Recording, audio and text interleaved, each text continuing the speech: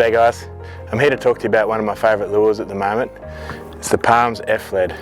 So I've had this lure in my spoon box for probably 2 years now, I'd say, and obviously because of tournaments and so on, you try and keep some little things to yourself, but not competing in Australia anymore, so I thought I'd share this one with you guys. So I run a 30 gram and a 40 gram. What makes the F-Lead so unique over other spoons is two things. One is its action. I've never seen an action like it in another spoon. Secondly is the tail. Obviously you can add tails and stuff to other lures, but the way this lure acts in the water in conjunction with that tail, it really creates that enticing tail action behind the lure and just adds to the bulk of the lure and also gives them a target. I found a lot of fish, you might get a few misses or taps and they've actually grabbed those tail feathers, but within a couple of turns they'll grab the whole thing. Rigging the lure is pretty simple. So in the packet they come with 2 trebles on them. I like to remove the belly treble simply because the way it swims, that treble is too susceptible to hooking up on snags or catching the bottom and just picking up little bits of weed or stick. So how I rig mine, I run a ball bearing swivel off the head and then a set of assist hooks on the top swivel.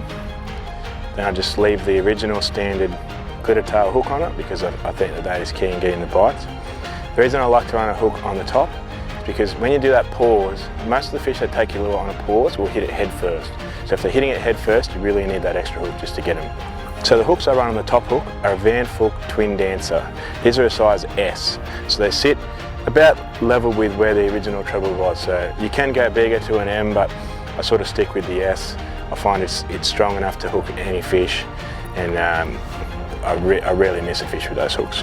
So as I said, there are 2 weights to this lure, a 30 gram and a 40 gram.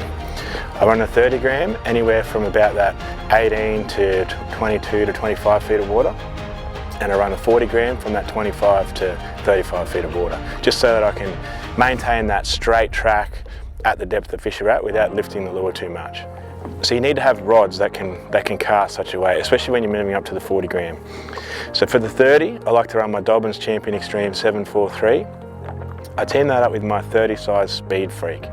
I basically run Speedfreaks for all my spoons, just for the fact that it's easier to slow down the retrieve than it is to work hard and speed it up if they want that little bit faster. With the 40 gram model, I step it up basically to a light barramundi rod. This is a Champion 705. Similarly, I team that with my 30 Speedfreak because I like the retrieve pace. It's an excessive rod essentially for landing bass, but when you come to Queensland and they're 50 something centimetres long, over 3 kilos, you don't really feel like you're manhandling these things. There's no real tricks in how to retrieve this lure. I like to keep it pretty simple because the lure itself does most of the work. The only thing you need to keep in the back of your mind anyway while you're fishing it is the depth of the water that you want the lure to track. So if the fish are stuck hard to the bottom, it's easy. So you just cast it out, wait for it to hit the bottom. I prefer to let it hit the bottom under a tight line. That way my line is already tight to the lure and it's already cut through the water. Lure's on the bottom. Just simply start just slow rolling and then pause again with a tight line.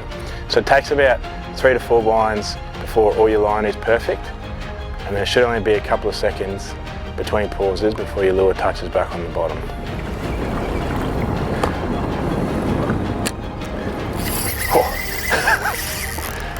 So I had a little tap on my tail, just gave it a quick burn, and I opened the bail because I wanted it to do that shimmy down, and it just took it as it fell.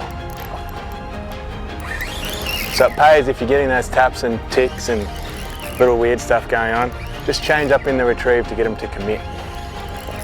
You want to catch trophy bass like this one, shutdown situations, give the F-Lead a run.